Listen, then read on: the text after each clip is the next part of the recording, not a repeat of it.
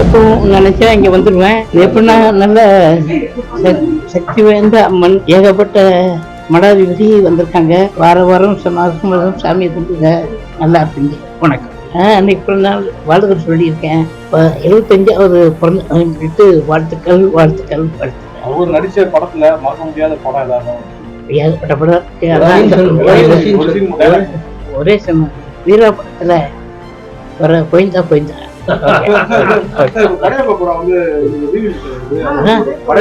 ஆமா, அதான் சொல்றேன். ஆமா, எடுப்பாங்க. அதே கேரக்டர் கொடுத்தாலும் சரி, பக்கத்துல நிக்கிற கேரக்டர் கொடுத்தாலும் சரி, நம்ம நடிக்கிறோம். ஓகே.